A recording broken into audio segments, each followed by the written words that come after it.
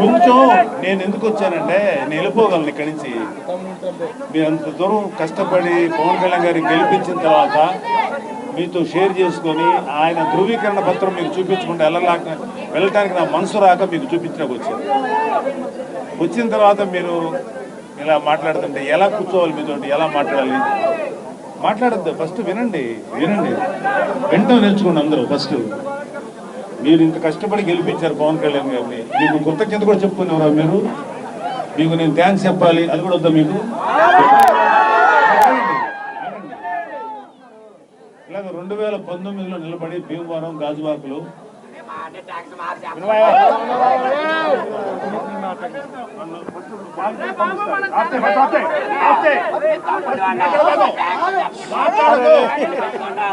మాట్లాడద్దు.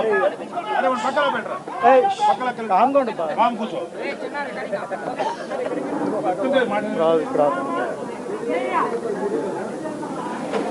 అరే ఖచ్చితంగా కొడుతున్నా సంగతి మీకు తెలియదు. మీ గురించి మాట్లాడుతుంటే ఏంటంటే వినండి, 2019లో గాజువాక భీమవరంలో పోటీ చేస్తే అతి దారుణంగా ఓడిపోయారు మన ప్రెసిడెంట్.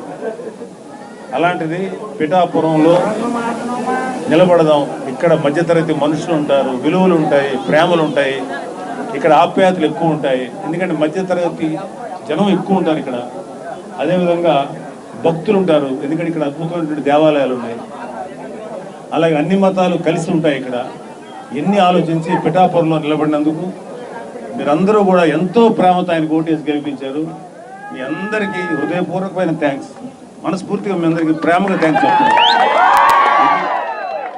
ఇది చెప్పాలనుకున్నది, ఇది చెప్పలేవు మీరు ఏం చెప్తాం.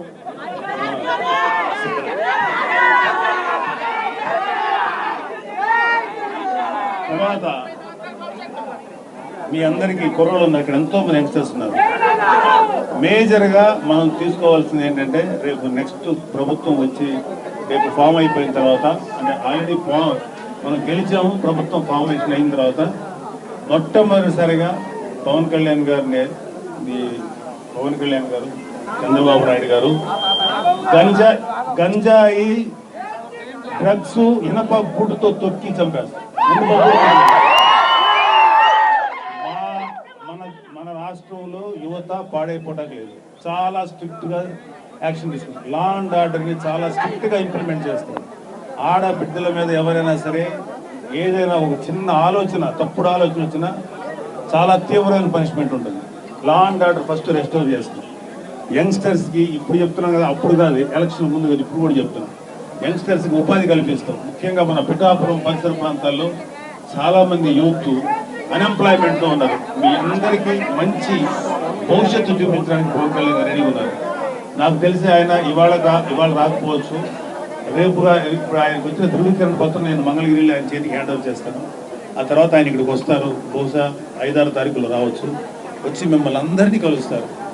మీరందరికీ కూడా మీరు మీ భవిష్యత్తు గురించి మీరు ఎంత ఆలోచిస్తారో తెలియదు, కానీ పవన్ కళ్యాణ్ గారు మీ భవిష్యత్తు గురించి చాలా ఎక్కువ ఆలోచిస్తారు. ఆయన ఎన్నోసార్లు జాబ్ మేళాలు పెడదాం, ఇంకోటి పెడదాం, అది కుర్రాళ్ళకి తన సొంత డబ్బులతోటి స్కిల్ డెవలప్మెంట్ చేద్దాం, ఇలాంటి ఎన్నో ఆలోచనలతో ఉన్నారు. పిఠాపురంలో వినండి ఫస్ట్ వింటూ నేర్చుకోండి. నేను తర్వాత టైం ఇస్తాను, మీరు అందరూ అడుగు. పిఠాపురంలో వాటర్ ప్రాబ్లము, పిఠాపురంలో డ్రైనేజ్ సమస్య, పిఠాపురంలో సాగునీరు, పిఠాపురంలో తాగునీరు, ఇవన్నీ ఫస్ట్ డెవలప్ చేయాలి, ఇవన్నీ ఉంచాలి. అలాగే మీ అందరికీ అద్భుతమైనటువంటి భవిష్యత్తు కలగజేయాలనేది ఆయన అత్యంత ఇంపార్టెంట్ అయిన విషయం. ఆయన జీవితాన్ని ఇంత దూరం తీసుకొచ్చి గెలిచిన తర్వాత హ్యాపీగా ఉండటానికి కాదు, ఇంకా అది ఇది ఒక బాధ్యతగా తీసుకున్నారు. వైసీపీ వాళ్ళకి అది ఒక లగ్జరీ, జనసేనకి ఇది ఒక బాధ్యత, పదవి అనేది. అంటే ఒక తండ్రి బిడ్డల గురించి ఎంత బాధ్యత తీసుకుంటాడో పవన్ కళ్యాణ్ గారు ఒక ఏరియాకి ఎమ్మెల్యే అయితే అలా బిడ్డలో చూసుకోవాలి, అది బాధ్యత. అంతేగాని నా చేతుల్లో అధికారం ఉంది కదా అని చెప్పేసి ఇష్టం వచ్చినట్టు చేయడానికి మేము లేము ఇక్కడ. అదేవిధంగా ఇంతకుముందు నోటుకు వచ్చినట్టు మాట్లాడిన వాళ్ళు చాలామంది ఉన్నారు. మనల్ని ఎవరో పడితే వాళ్ళ అధికారం చేతిలో ఉన్న మదంతో మాట్లాడారు. కానీ మేము ఇక్కడ ఇవాళ మన జనసేన టీడీపీ బీజేపీ అలయన్స్ కూటమి గెలిచింది. మనం వాళ్ళ మీద తిరిగి ఏమి అంటాము, లేకపోతే రిటార్ట్ ఇవ్వటము, లేకపోతే వాళ్ళకి ప్రతీకారంగా ఏదైనా చేయటం మనం చేయడం. ప్రజలందరూ మనల్ని గెలిపించింది వాళ్ళ శ్రేయస్సు కోసం, వాళ్ళ అభివృద్ధి కోసం, వాళ్ళ మంచి భవిష్యత్తు కోసం గెలిపించారు. కాబట్టి మీరందరూ ఆశించినట్టు మేమేదో మీడియాకి ఎక్కి వాళ్ళని వీళ్ళు తిడతాం అనుకోకండి, మాకు అలవాట్లేదు. ఆ చండాలపు కల్చర్ వాళ్ళకి తప్ప మాది కాదు. మీ అందరి కోసం అదే మీ ఇష్టం, మీరు ఎట్లా మాట్లాడుకుని నాకు అబ్జెక్షన్. కానీ నేను కూడా చెప్పే కొంచెం సమయం పాటించండి. పోతే అంటే అన్నారు వాళ్ళ కర్మ. మీరు కూడా నోరు తీసి ఎవరు తిట్టకండి అని నా వ్యక్తిగత ప్రార్థన. ఆగండి, ఇప్పుడు చెప్పు, ఏదో క్వశ్చన్ అడుగుతున్నాడు, ఏదో అడుగుతున్నాడు.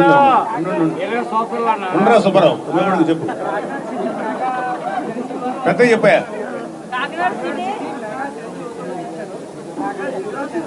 నువ్వు జనసేన నుంచి వచ్చావా, మెగా యువత నుంచి వచ్చావా? జనసైనికుడివా, మెగా ఇదా? జనసేన అని చెప్పు.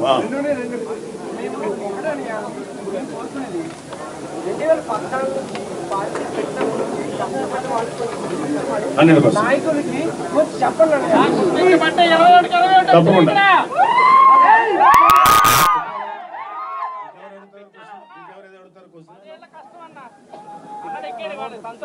పదేళ్ళు కాదు, 17 ఏళ్ళ కష్టం. 17 సంవత్సరాలు నలిగిపోయాడు ఆయన.